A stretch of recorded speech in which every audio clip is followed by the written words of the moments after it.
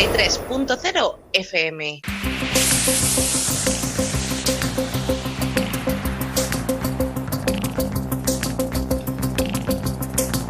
En la frontera del tiempo. Un espacio de ciencia, naturaleza y tecnología del futuro.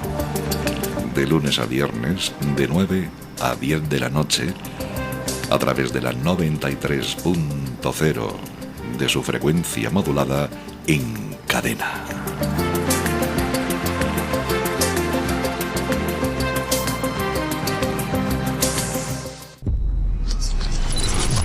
...93.0... 93.0...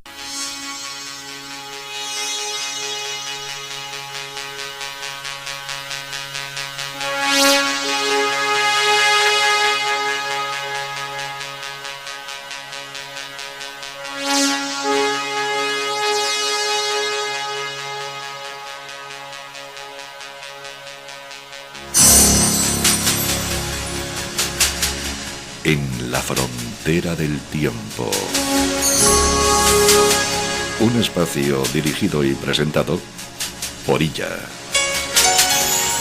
En la 93.0 FM.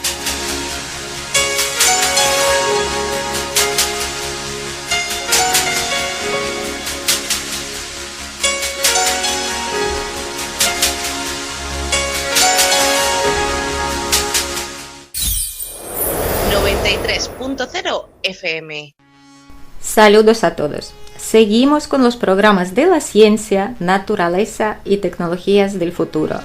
Quiero recordar que en los programas anteriores hemos hecho una excursión a la historia, donde hemos contado qué tecnologías ya han existido hace más de 100 años, cómo desaparecieron y por qué, quién frenó la ciencia de los siglos pasados, por qué se destruyó el medio de transporte ecológico y económico y se ocultó la verdad. También recordando que la información presentada anteriormente está basada en los hechos y documentales, mencionando los nombres y acontecimientos reales del pasado, también documentados y archivados que el equipo de investigación internacional del Caleidoscopio de Hechos ha compartido con nosotros. Para los que quieran escuchar los programas anteriores, pueden buscarlos en YouTube, en el canal Radio Sureste Madrid, suscribirse y volver a escucharlos las veces que quieran. Y que vamos a seguir con las tecnologías que podemos tener en el futuro no tan lejano, como alguien lo pensaría.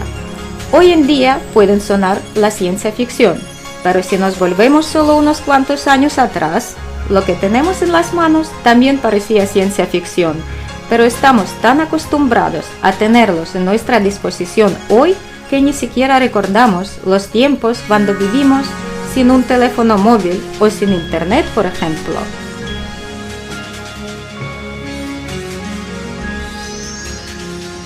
Pero entre ayer y mañana existe hoy. Y antes de escuchar qué tecnologías nos esperan mañana, quiero leer la noticia de hoy. Me recordé de ella cuando salí de casa con poca batería. Y como estoy acostumbrada a llevar todo en el teléfono móvil, la tarjeta de crédito también supuestamente está en el móvil, que para mí personalmente es muy cómodo no llevar los papelitos y las moneditas por los bolsillos. Entonces, al llegar hasta la caja para pagar mi compra, apenas me quedaba la batería y tenía que hacer otra compra. Pero no pude, porque el teléfono ya se quedó sin batería. Escuchen la noticia.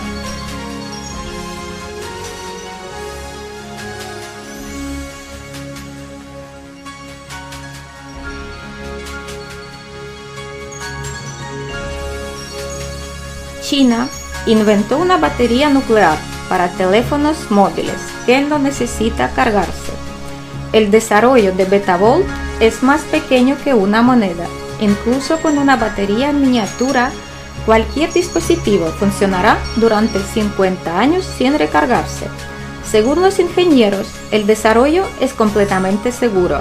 La temperatura no afecta los procesos químicos dentro de la batería y cuando expire su vida útil, los componentes simplemente se desintegran. Este será un gran avance en el campo de las baterías recargables. Imagínate, una pequeña pila del tamaño de una moneda puede cambiar el mundo en un futuro próximo. La empresa planea lanzar la batería con potencia de 1 vatio ya en 2025, si la política lo permite. Las baterías nucleares permitirán no tener que cargar nunca más un teléfono móvil. Según las previsiones de los fabricantes, esta tecnología se convertirá en la base de suministro de energía no solo para los teléfonos, sino también para cualquier otro equipo o dispositivo. ¿Te gustaría tener una pila así para ti? ¿Y en qué la usarías? Y ahora vamos a escuchar un fragmento del foro internacional que estaba traducido en 150 idiomas. Se llama Crisis Global, hay una salida, que tuvo lugar el 22 de abril de 2023 y no tenía ninguna resonancia en los medios de comunicación. ¿Por qué? Pues escuchamos y cada uno haga su conclusión. Están hablando de las tecnologías. También va la parte de la ciencia y lo que podemos tener mañana mismo. Vivimos en una época única, en la que se abren ante nosotros dos puertas. Una conduce a nuestra extinción, mientras que la otra conduce a un futuro potencial lleno de fantásticas oportunidades. Hoy queremos presentarles una hipótesis que puede convertirse en la base de ese futuro. Nuestra supervivencia y las perspectivas de la humanidad, incluida incluso la manipulación de la materia, dependen de su aplicación. Para resolver esta tarea, tenemos una comprensión del panorama general, pero en él hay muchas islas inexploradas. Para explorar estas islas desconocidas de la ciencia y construir una teoría unificada capaz de salvar a la humanidad en el menor tiempo posible, es necesario unir el potencial científico de nuestro planeta.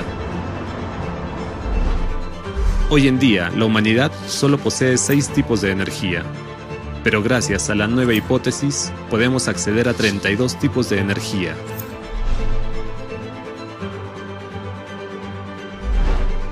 Para simplificar la comprensión de los procesos fundamentales de la estructura del mundo, esta hipótesis se presenta en forma de animación con ejemplos asociativos. Para las personas inteligentes, incluye todo lo necesario para realizar descubrimientos científicos revolucionarios. En la radio no existe posibilidad de poner las imágenes, entonces cada uno utilice su imaginación. Es comprensible. Escuchen. Nuestro equipo de voluntarios recibió este conocimiento y solo lo hemos elaborado ligeramente y encontrado pruebas históricas que lo apoyen. Entendemos que este conocimiento tiene un valor inmenso y consideramos que es nuestro deber compartirlo abiertamente con toda la comunidad científica.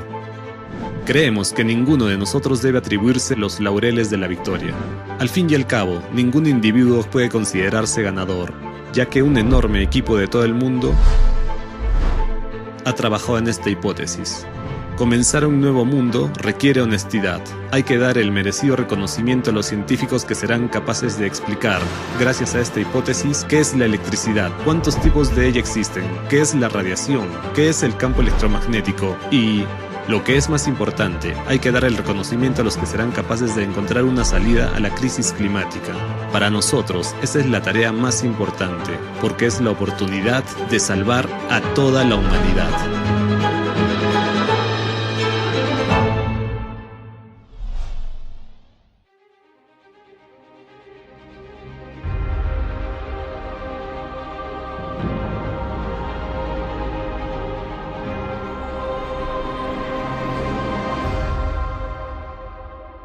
A continuación, le presentamos una hipótesis que ofrece una visión totalmente diferente de cómo está organizado nuestro mundo. Esta hipótesis nos da las claves para manipular la materia y desarrollar tecnologías que permitirán a la humanidad dar un paso hacia una nueva era de evolución. Un futuro en el que lo tendremos todo, incluso lo que ni siquiera hemos soñado. ¿Cómo se originó esta hipótesis? Hace algún tiempo recibimos una información única sobre cómo está realmente organizado nuestro mundo. Lo confirmaron artefactos históricos bastante interesantes. Para entenderlo mejor, decidimos recopilar todas las menciones existentes de esta información a lo largo de la historia de la humanidad. A petición nuestra, voluntarios de todo el mundo empezaron a buscar y encontrar un gran número de artefactos, leyendas e historias que conservaban referencias a la estructura real de nuestro mundo. Además, se encontraron muchos indicios que apuntaban a la veracidad del uso de tecnologías legendarias como el Ojo de Dios y Bajira en la antigüedad. Y resulta que el principio de su funcionamiento está directamente relacionado con el conocimiento de cómo está organizado nuestro mundo. Esta información nos intrigó mucho.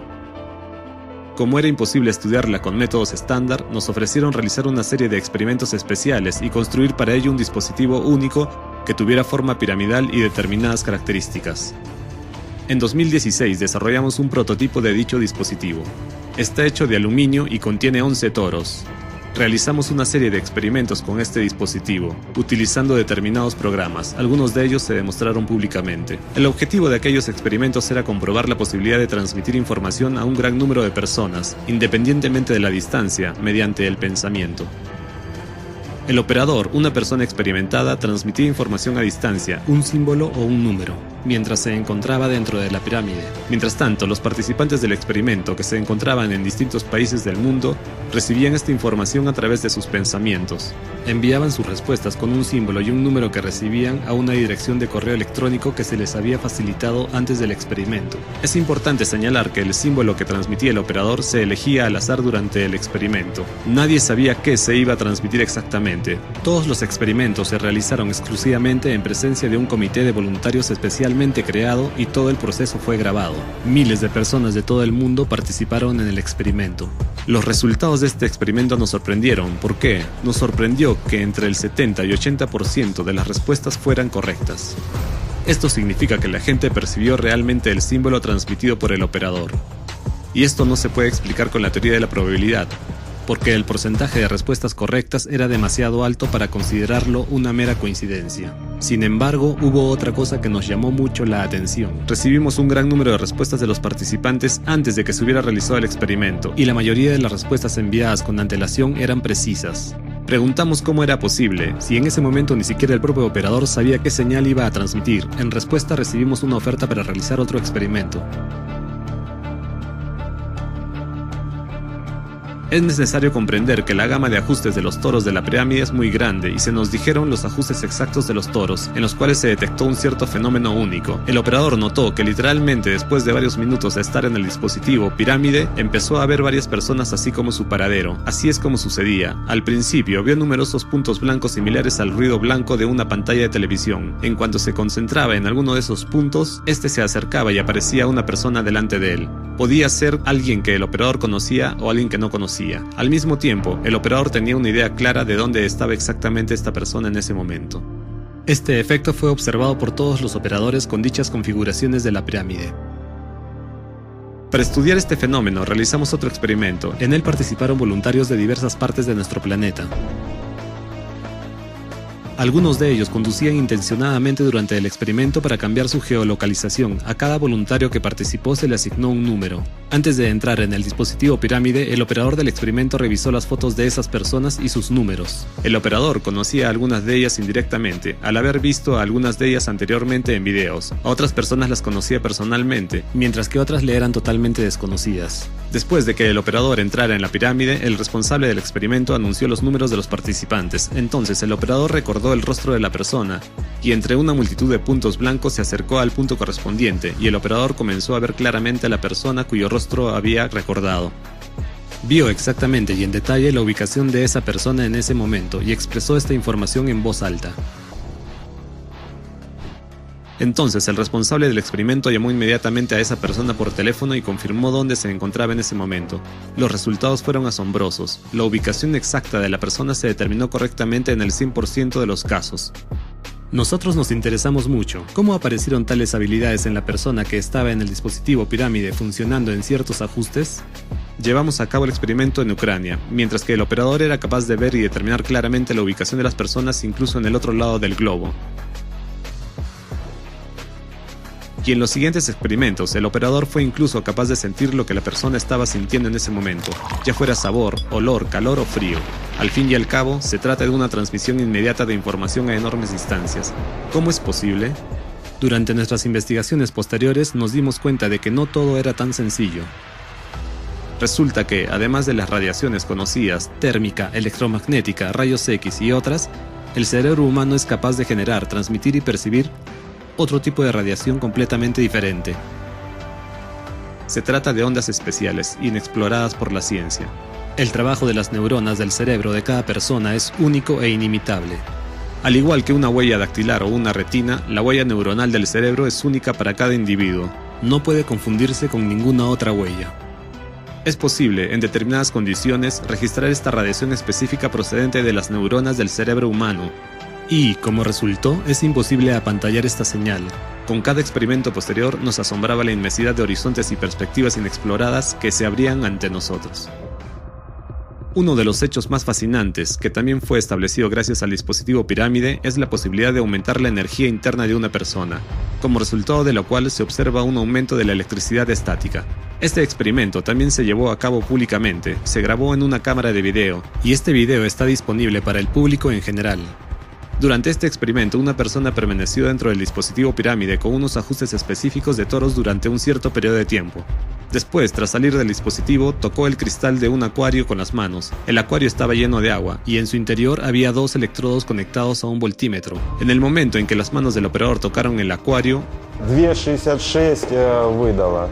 el voltímetro indicó claramente un aumento de la tensión. Desde el punto de vista de la física moderna, esto es imposible, pero decenas de personas lo vieron y quedó grabado en una cámara. Este experimento se ha repetido muchas veces, pero aquí hay que señalar que no todas las personas pudieron mostrar tal resultado. Llegamos a la conclusión de que las cualidades personales del operador influyen a los resultados. La persona tocó el vidrio, que es un aislante eléctrico. Los electrodos del voltímetro estaban confinados en agua, y sin embargo todos nosotros observamos el resultado. Las leyes de la física también dicen que el cuerpo humano no es capaz de acumular electricidad en tales cantidades, pero lo que hemos registrado es un hecho.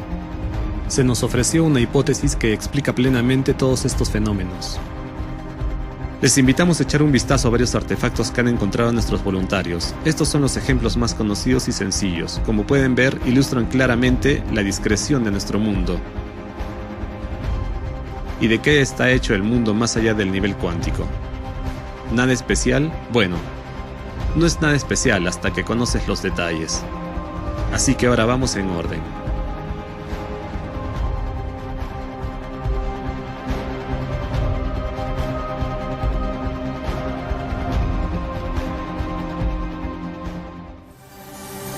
¿Cuál es nuestra hipótesis de la estructura del mundo? La ciencia moderna sabe que todas las sustancias están formadas por moléculas y átomos. Los núcleos atómicos están formados por protones y neutrones, que a su vez están formados por quarks. Se cree generalmente que los quarks son las partículas más pequeñas junto con los leptones, electrones y neutrinos, y que carecen de estructura.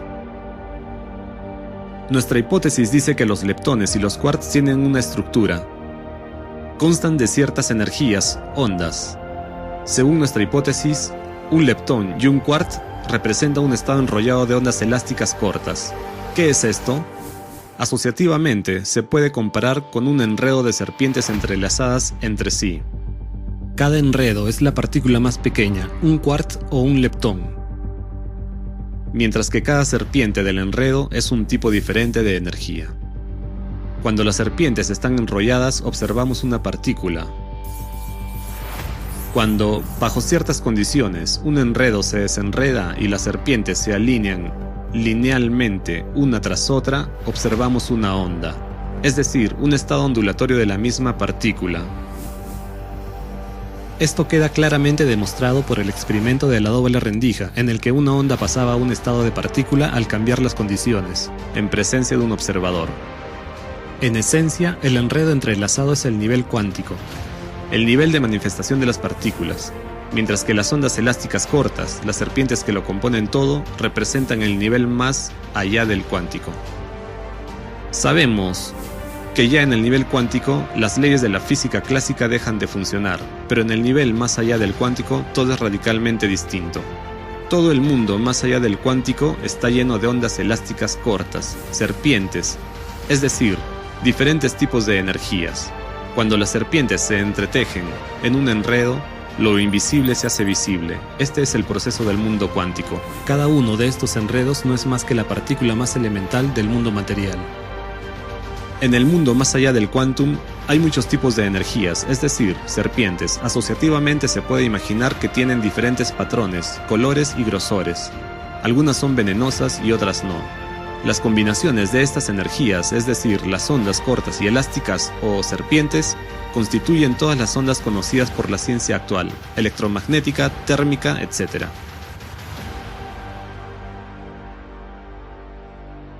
En otras palabras, cualquier onda es discreta en su verdadera naturaleza, porque consiste en una multitud de cortas ondas elásticas, serpientes. Ninguna de las serpientes desaparece jamás, solo se transforma de un estado a otro. Además, todos los objetos materiales están formados por enredos de serpientes como las partículas materiales más pequeñas. Cada serpiente de un enredo es portadora de cierta información, un código.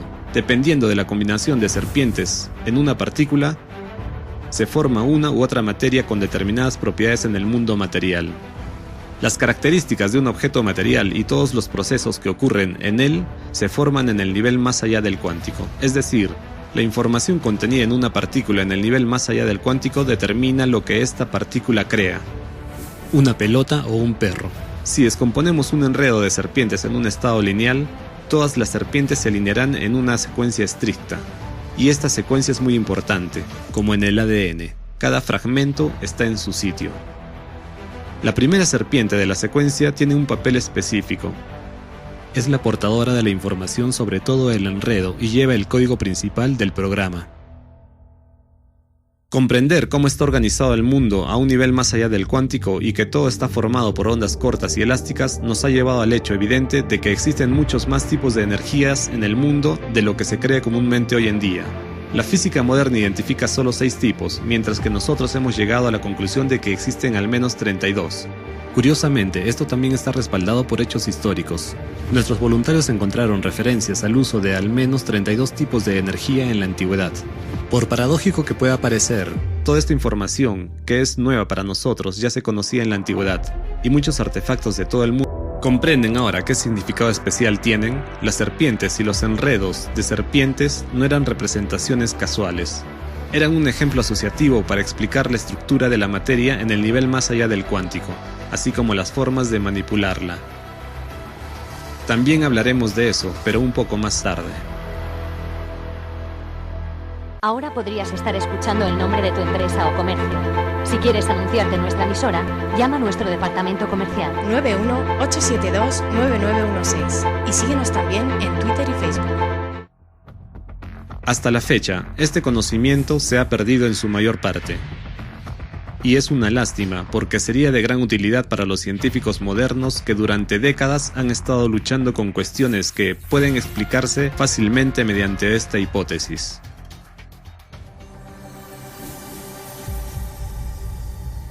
Tomemos como ejemplo el Gran Colisionador de Hadrones, el acelerador de partículas más potente del mundo. ¿Qué ocurre allí?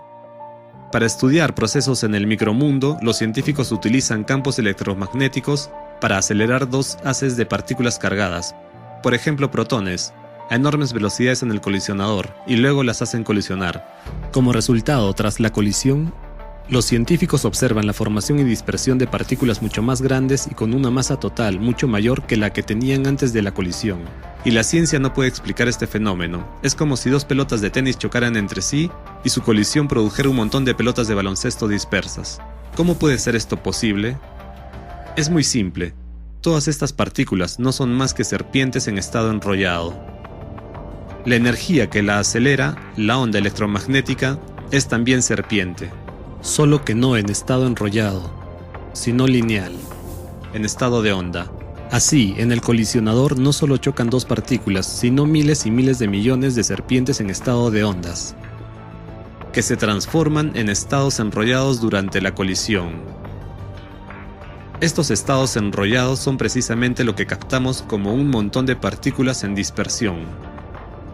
Así, la hipótesis da respuesta a cómo 2 partículas pequeñas pueden formar otras nuevas que las superan en volumen, tamaño y masa.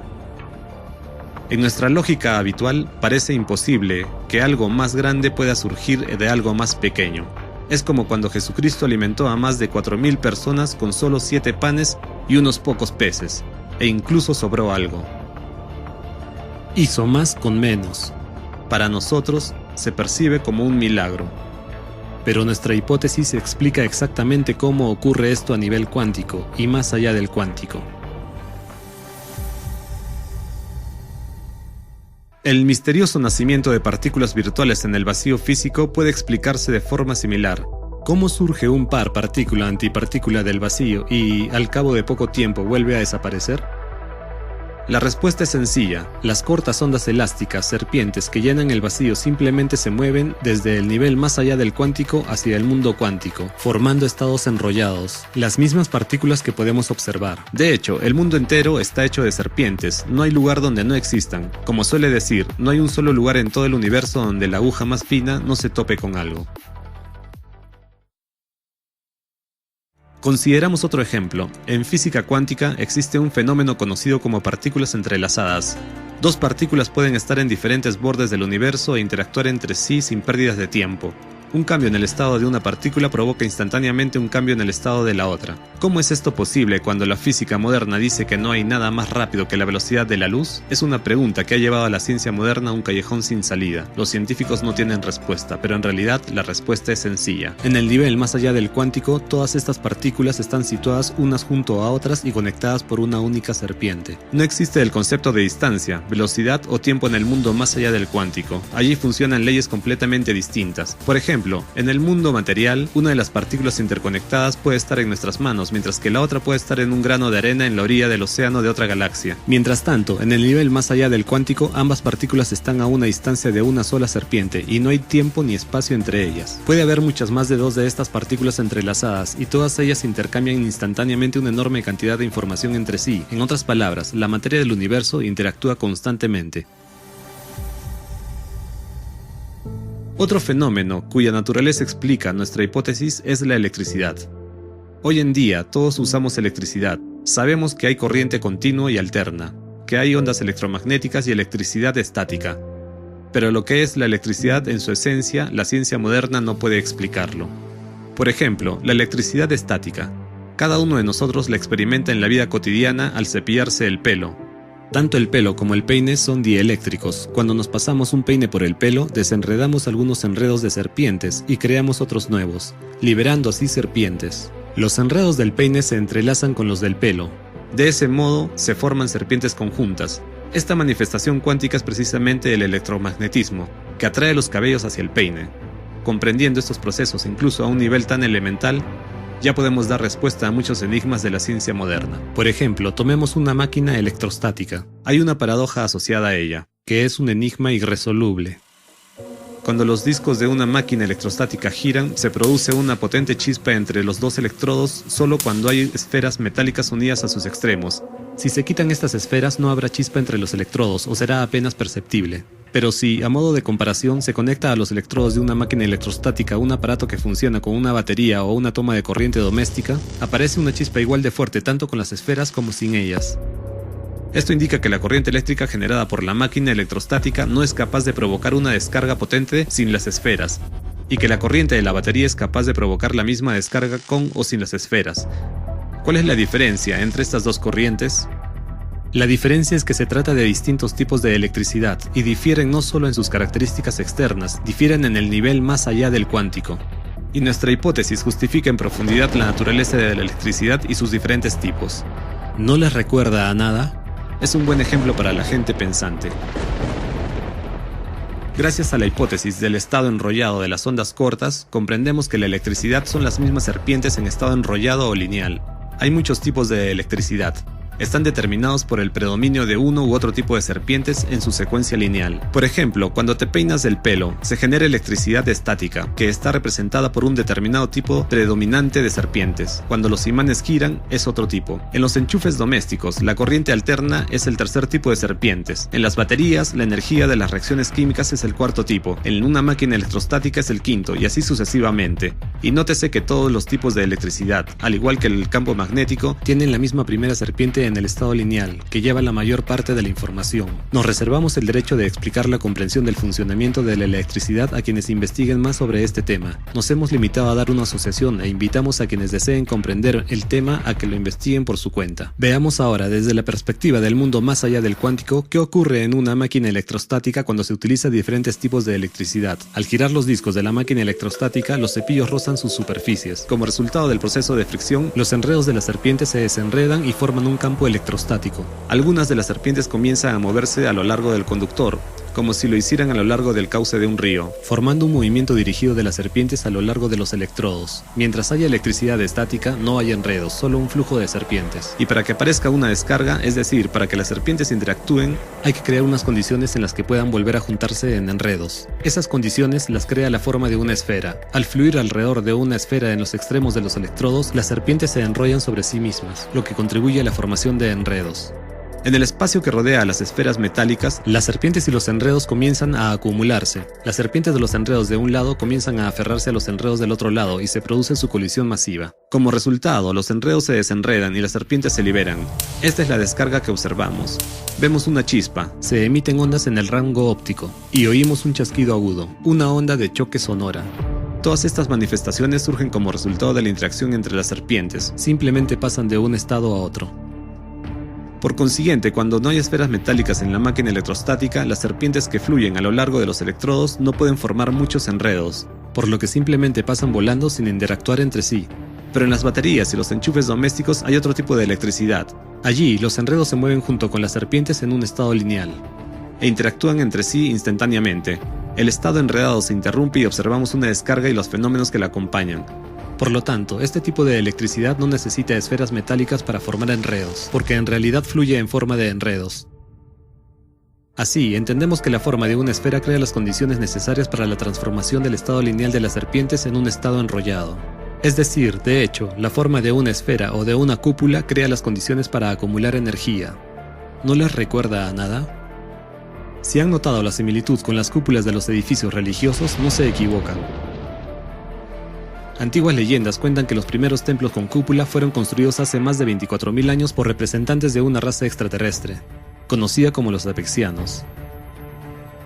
También crearon la primera religión y las primeras estructuras en forma de cúpula con el propósito de recoger energía de los humanos, lo que se conoce como Bril.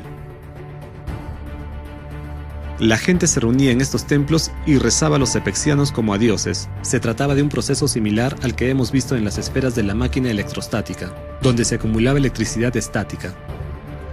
En los templos, la energía de la gente, Bril, fluía a través del edificio hacia las cúpulas, se acumulaba allí, se transformaba en un estado enrollado y se transmitía a los apexianos. Los apexianos construían estructuras de diversas formas para acumular energía.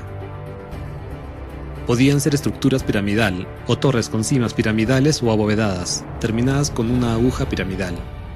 Muchas de esas estructuras antiguas se consideran lugares de poder. La paradoja es que esos eran lugares donde el poder era quitado, no dado. También es bastante interesante que, al día de hoy, estas formas de estructuras se utilicen principalmente para lugares donde se reúnen masas de personas, se toman decisiones y se producen estallidos emocionales. 93.0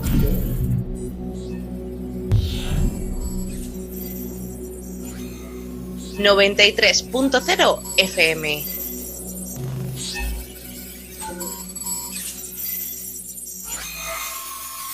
«93.0». Si quisieras contar la historia que acabas de escuchar en forma de cómic, ¿cómo la dibujarías? Te mostraremos un antiguo artefacto que representa este proceso en forma de cómic. Vemos la estructura de un templo con un portal encima, y un platillo volante en la parte superior indica que es extraterrestre. En aquellos tiempos, la gente no podía conocer tales tecnologías. A la izquierda podemos ver personas y una indicación de que están regalando su energía. Esto se muestra en forma de serpientes que se alejan volando. A la derecha, vemos dos planetas y debajo de ellos, representantes de una raza extraterrestre, los apexianos, que reciben energía de los humanos. Y se muestra claramente que los humanos alimentaban no solo a los apexianos, sino también a representantes de otras razas extraterrestres. Hasta el día de hoy, a través de nuestros templos, alimentamos a criaturas desconocidas en el universo. Si alguno de ustedes duda de que aún hoy las adoramos, no debería hacerlo. Lo que es desconocido para nosotros no lo es para los sacerdotes, y esta información no tiene nada que ver con ningún sentimiento o emoción religiosa. Esta información trata de la física de los procesos. Así, nuestra hipótesis abre un nuevo enfoque no solo a la física, sino también a la historia de nuestra humanidad, y revela ciertas condiciones causa-efecto de los procesos que tienen lugar en la sociedad actual. Radiación. El segundo enigma de la máquina electrostática es el fondo de radiación que se registra cerca de sus cepillos durante su funcionamiento. ¿De dónde procede la radiación? Al fin y al cabo, no existen condiciones evidentes para su aparición. Podemos explicarlo fácilmente con la ayuda de nuestra hipótesis. Los cepillos rozan el disco durante el funcionamiento de la máquina electrostática. El proceso de frotamiento consiste en la colisión de un gran número de enredos de serpientes entre sí, lo que conduce a su desenredado. Como consecuencia, se liberan varios tipos de serpientes, incluidas las venenosas, capaces de morder y destruir otros enredos. Estas son exactamente las serpientes de radiación que forman el fondo de radiación. Este fondo es local y de corta duración durante el funcionamiento de la máquina electrostática. Desaparece en cuanto se para la máquina, a diferencia de la radiación de fondo de las reacciones nucleares, que puede durar mucho tiempo. ¿Por qué se observa tal diferencia? La radiación existe en cualquier objeto, pero no en estado activo. Radiación de fondo es un serpentario con diferentes tipos de serpientes tóxicas que muerden todos los enredos con los que interactúan. La potencia de la radiación depende de la posición de las serpientes de radiación en la secuencia lineal.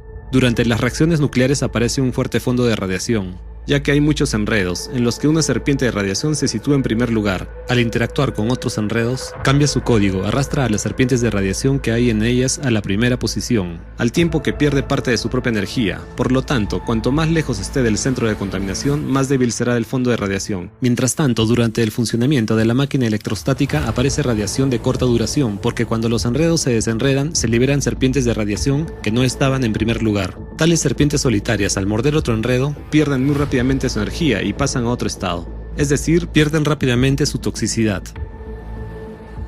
Las serpientes de radiación pueden penetrar en cualquier parte, pero hay excepciones. Por ejemplo, el plomo es bueno para blindar la radiación, porque la viscosidad y densidad de sus enredos son muy altas, por lo que no es fácil destruirlas.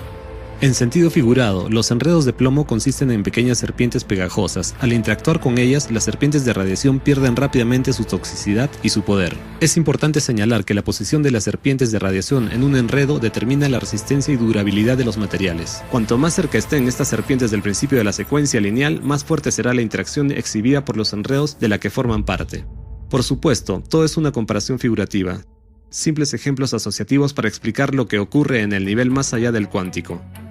Y permite comprender qué procesos ocurren realmente durante una reacción nuclear y qué es la radiación. Partiendo de esta hipótesis, corresponde a los científicos descubrirlo. Comprender la estructura del mundo más allá del quantum, incluso a un nivel tan asociativo, ya abre posibilidades que parecían de ciencia ficción no hace mucho. Manipular la materia. Crear objetos materiales utilizando partículas elementales. Prolongar la vida humana durante al menos 1500 años, rejuvenecer las células del cuerpo y revitalizarlo por completo en cualquier etapa. ¿Cómo funcionarán las tecnologías que nos permitirán hacerlo todo? 93.0 FM.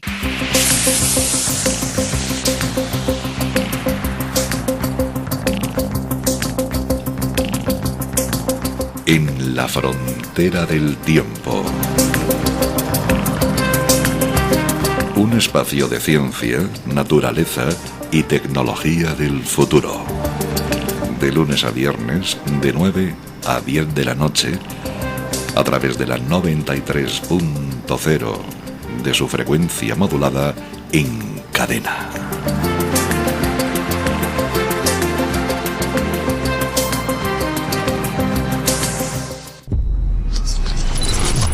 ...93.0... El replicador y la cápsula de salud. Replicador. En la sociedad creativa, gracias a una tecnología como el replicador, cada persona tendrá la oportunidad de conseguir todo lo necesario para la vida. Un dispositivo del tamaño de un horno microondas puede instalarse en cada casa. Un replicador doméstico. Podrás olvidarte de las arduas tareas, cocinar, lavar, fregar e incluso comprar muchos productos. porque con un replicador será posible crear cualquier cosa a partir de partículas elementales. ¿Cómo funcionará? Podemos decir que el replicador manipulará partículas, pero en realidad manipulará aquello de lo que están hechas las partículas, es decir, las serpientes en su estado lineal. Cada partícula contiene unos ciertos tipos de serpientes que tienen una secuencia estricta determinada por la información incrustada en ellas. Por lo tanto, sustituyendo una o varias serpientes o su secuencia en una partícula en el nivel más allá del quantum, podemos crear una nueva partícula y por lo tanto un nuevo objeto material. Al fin y al cabo, la diferencia entre una pelota y una hamburguesa solo está en las características de las serpientes que componen sus partículas. Este es el principio de funcionamiento del replicador.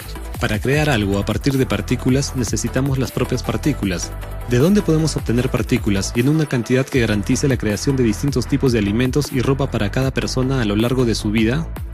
Del utilizador. Después de todo, si sabemos cómo crear objetos a partir de las partículas más diminutas, sabremos cómo desmontar esos objetos. Eso es lo que hará el utilizador. Desensamblará tu ropa sucia, por ejemplo, o tus platos sucios en partículas. Después de desensamblar la materia no deseada en partículas, el utilizador las empaquetará en un nanocartucho, que luego se utilizará en el replicador para crear nuevos objetos. Naturalmente, en el cartucho las partículas se almacenarán en un estado enrollado de serpientes en forma de leptones y quarks, ya que las serpientes en estado lineal no pueden sostenerse, están en constante movimiento.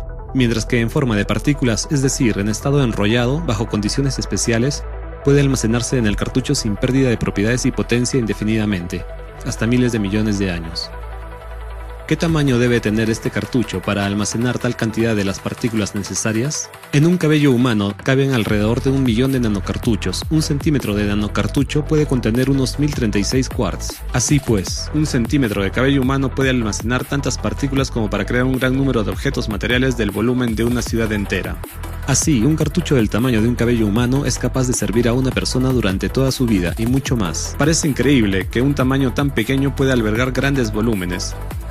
En un cartucho, las partículas se almacenan de forma comprimida y compacta, sin interactuar entre sí, mientras que existen enormes distancias entre las partículas que componen los objetos materiales. Las distancias entre partículas elementales en el micromundo son similares a las distancias entre estrellas y galaxias en el universo, y la razón de esta fractalidad está en el más allá del mundo cuántico. Con estos conocimientos, nos replantearemos el valor de los distintos materiales. Por ejemplo, el mismo plástico que hoy simplemente tiramos, se convertirá en el material más valioso. ¿Por qué? Porque los enredos de hidrocarburos contienen el mayor número de serpientes diferentes, 33 tipos, a partir de las cuales se puede crear un montón de combinaciones. Oro, hamburguesas, etc. Por la misma razón, el algodón también será valorado, ya que sus características se acercan a las del plástico, y a partir de él se pueden crear muchas otras partículas. Aún nos queda un fragmento por escuchar de este tipo de la ciencia y qué tecnologías podemos tener mañana. Quiero hacer una excursión al año 2021, al 4 de diciembre. La información que sonó en la conferencia Crisis Global, la hora de la verdad. Escuchen y también sacan sus propias conclusiones. Y luego seguimos con el fragmento de las tecnologías futuristas.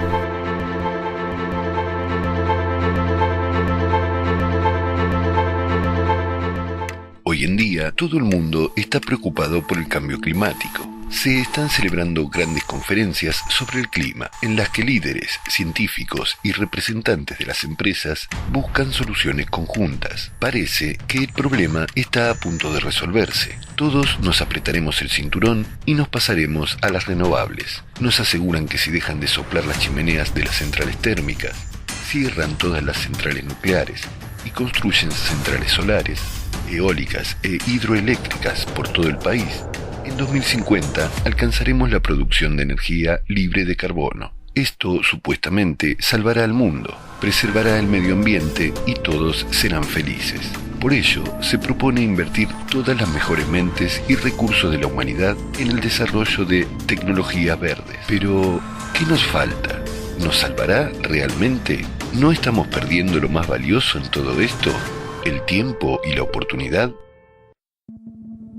Un estudio más profundo del tema nos revelará los hechos evidentes que apuntan a un gran engaño planetario. Así que vayamos paso a paso. Hoy en día, las energías renovables representan alrededor del 28% de la combinación energética total, pero para producirlos seguimos utilizando recursos naturales no renovables. Todo ello sigue contribuyendo al agotamiento y la contaminación del planeta. Los paneles solares, por ejemplo, contienen metales pesados como plomo, cadmio o mercurio. Durante su funcionamiento se filtran al suelo y se evaporan a la atmósfera. Los residuos de los paneles solares son 300 veces más tóxicos que los residuos nucleares y requieren una eliminación especial. Pero como su coste es superior al de producción, decidieron no molestarse y enviar los paneles usados a los vertederos de los países pobres. Hasta ahora, ningún país del mundo cuenta con una normativa para su eliminación. Según los científicos, en 2030 habrá 8 millones de toneladas de residuos verdes y en 2050 la cantidad aumentará a 80 millones de toneladas. Imaginemos cómo aumentarían esas cifras si nos pasamos completamente a esta fuente. ¿Se calculó esto en los informes y se plantea el tema tan ampliamente en las conferencias? Como se puede ver, esto solo agrava la situación medioambiental y es solo la punta de un iceberg en el que tenemos que profundizar. ¿Qué tienen de malo los parques eólicos? Empecemos por nuestros bolsillos, de lo que usted y yo pagaremos estas ambiciosas soluciones. Construir un parque eólico requiere una enorme inversión de dinero y recursos. La vida media de un aerogenerador es de 20 años y durante ese tiempo solo recuperará el 78% del dinero gastado en su construcción e instalación. No estamos hablando del mantenimiento, que implica la construcción de naves especiales, costosos trabajos de altura y la constante sustitución de las palas. Un solo aerogenerador requiere más de 500 toneladas de lubricante, lo que es comparable a 9 vagones cisterna de ferrocarril, que, por cierto, también se producen a partir de recursos no renovables del planeta. Piensa que las cuchillas pueden ser tan grandes como la longitud de un campo de fútbol. ¿Y sabes de qué están hechos? Sí, del mismo plástico con el que seguimos luchando sin éxito en todo el mundo. Debido a su gigantesco tamaño y a su peligrosa composición química, no pueden reciclarse. Así que la solución clásica es llevar las cuchillas a los vertederos y cubrirlas con tierra. Después de esto, ¿sigues creyendo que la energía eólica es respetuosa con el medio ambiente? Veamos ahora el lado negativo de la energía hidroeléctrica. El 65% de los principales ríos del mundo están represados por presas hidroeléctricas. Con ello, los accidentes y las roturas de presas ponen en peligro vidas y la ecología del planeta se resiente. Las centrales hidroeléctricas afectan directamente al interior de la Tierra. Las toneladas de agua de los embalses presionan contra las placas tectónicas, provocando terremotos de origen humano. Nos siguen convenciendo de que las fuentes alternativas mejorarán el medio ambiente y resolverán el problema del cambio climático. ¿Por qué? ¿Por qué la promoción obsesiva de la energía verde y la preocupación por nosotros? Porque no es rentable para los gobiernos que se ven presionados a subvencionar estos proyectos y comprar esta energía a un precio 5 veces superior al de la energía convencional. Alemania es un buen ejemplo. Al cerrar la mayoría de las centrales nucleares en favor de la energía verde, ha llegado a un punto muerto. En los días productivos solo genera el 17% de su electricidad. Por ello, hoy tiene que comprar energía con el enorme dinero de los contribuyentes a las mismas centrales nucleares no verdes de los países vecinos. ¿No es absurdo? Hay otro hecho importante que merece la pena señalar. La energía renovable depende del sol y del viento, por lo que debe utilizarse inmediatamente o almacenarse en baterías. Y la electricidad es un producto complicado y caro de almacenar. Calculemos cuántas baterías se necesitan para acumular electricidad y utilizarla durante los periodos sin viento ni sol o en caso de accidente. Una familia promedio de 2 personas consume unos 235 kilowatts al mes. Imagínate, se necesitarían unas 100 baterías de 2,4 kilowatts para cubrir las necesidades de electricidad de una familia al mes. Recordemos que una pila es la conversión de energía eléctrica en energía química y viceversa. Para crearlos se utilizan productos químicos nocivos que no pueden reciclarse, y el mismo cobalto se extrae utilizando mano de obra infantil en las minas subterráneas del Congo. Todo ello para que usted y yo podamos respirar un aire ostensiblemente limpio. Ahora, para resumir, en esta promoción tan agresiva de las fuentes de energía alternativas, ¿se tiene en cuenta su bajo coeficiente de rendimiento y su impacto en la ecología? ¿Comprendemos plenamente los riesgos para la humanidad cuando rechazamos los hidrocarburos en el momento del cambio climático global? La manipulación de la opinión pública está obligando a los gobiernos a cerrar las industrias que funcionan con carbón, petróleo y gas, lo que nos lleva a una crisis energética en un momento en el que la necesitamos desesperadamente. Se está haciendo evidente que las fuentes de energía alternativas no solo se desarrollan como fuente de ingresos para las mismas organizaciones y corporaciones, sino que, lo que es más importante, se utilizan como herramienta para controlar la industria energética de los estados. La conclusión es que volvemos al mismo juego de poder y afán de lucro, pero sin preocuparnos en absoluto por las personas y por salvar sus vidas. Y sin embargo, mucha gente lo ve como una esperanza y una salida a la situación climática. Teniendo en cuenta todo lo anterior, deberíamos responder todos juntos a las siguientes preguntas. ¿Debemos desarrollar activamente las energías alternativas si tienen tantas desventajas? ¿Nos beneficia como humanidad hoy en día? ¿O hay que hacer un esfuerzo para una solución más eficiente? Al fin y al cabo, hoy en día ya existen tecnologías capaces de aprovechar la energía libre, pero en un formato de consumo, esta hermosa perspectiva se convierte en un problema. Sería imposible vender esta energía si estuviera disponible para todos en cantidades ilimitadas. Así que estamos llegando a un callejón sin salida, lo que significa un colapso del sistema económico y una crisis y guerra. Por lo tanto, es necesario un enfoque correcto paso a paso. En primer lugar, cambiar el formato, construir una sociedad creativa, que es un formato que beneficia a todos y que salva la vida de todos. Entonces, podremos aplicar fácilmente esta tecnología sin que nos perjudique, pero es una decisión que tenemos que tomar juntos. Así pues, ahora, depende de cada individuo continuar con el desarrollo de la sociedad. Si seguiremos cayendo en el precipicio, arrastrados por los molinos de viento, o si nos uniremos y tomaremos el camino del desarrollo. El calentamiento global no es solo el problema medioambiental número 1 al que nos enfrentamos hoy en día, sino también uno de los más importantes a los que se enfrenta toda la humanidad. Leonardo DiCaprio, actor. Muchos sabemos que el planeta se está calentando por el aumento de las emisiones de gases de efecto invernadero. Lo que no sabemos es cuáles serán exactamente las consecuencias. Greta Thunberg, activista ecológica.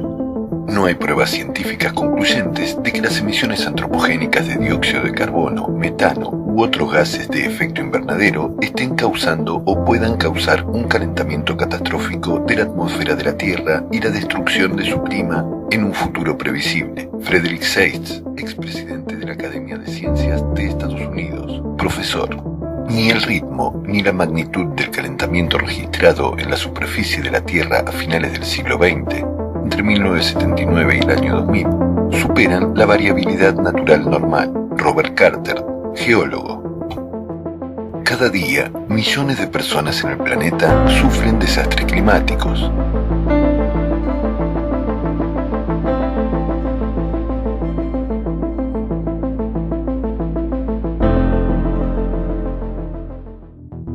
¿Cómo se aborda el cambio climático a nivel internacional?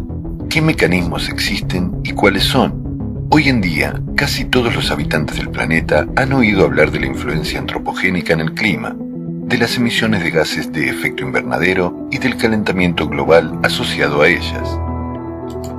El mundo entero lucha contra las emisiones de gases de efecto invernadero, mientras que las organizaciones internacionales y los países están tratando de influir en el cambio climático.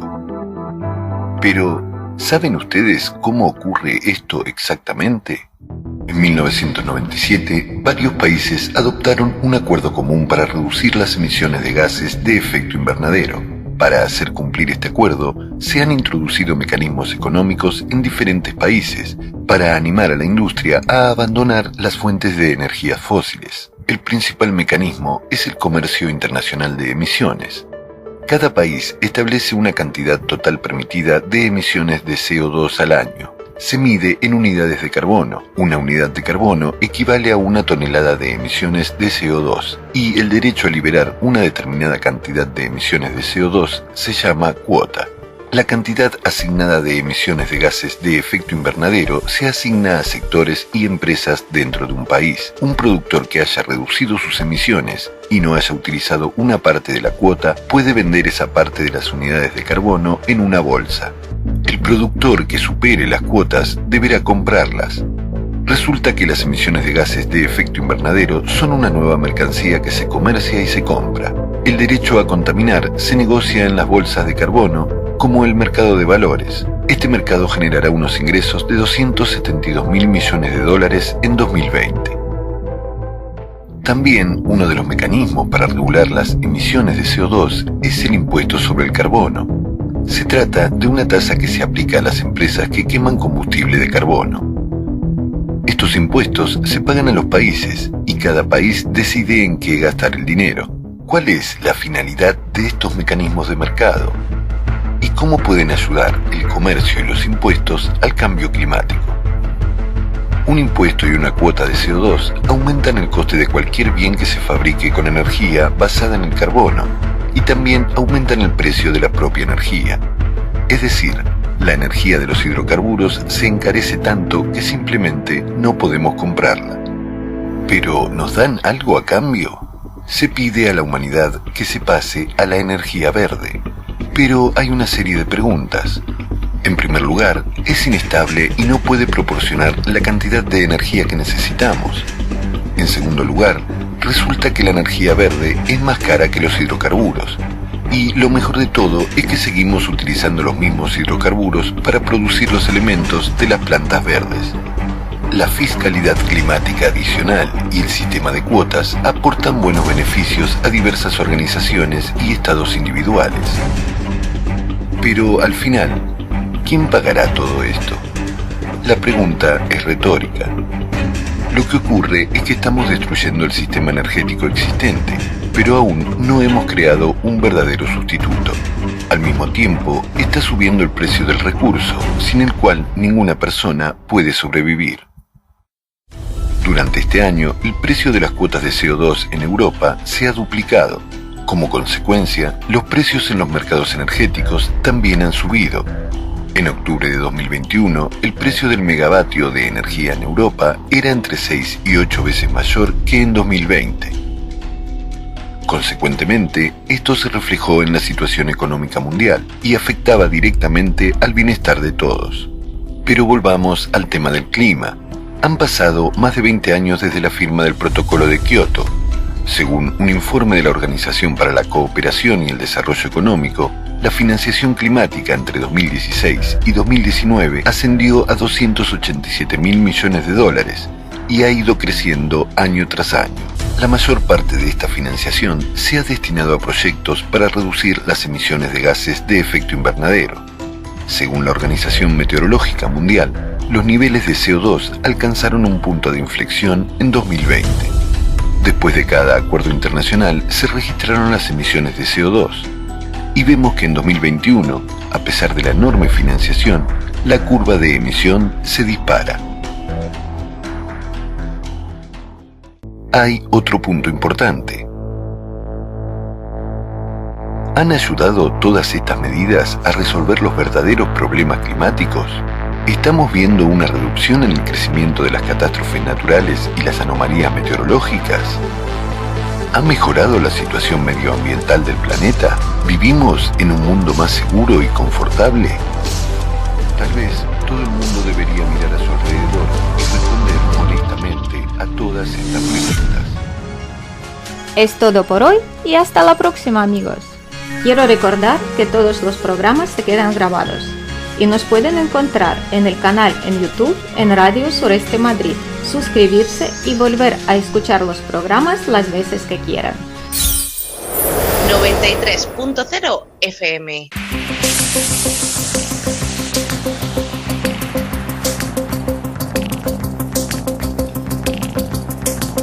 En la frontera del tiempo. Un espacio de ciencia, naturaleza y tecnología del futuro. De lunes a viernes, de 9 a 10 de la noche, a través de la 93.0 de su frecuencia modulada en cadena.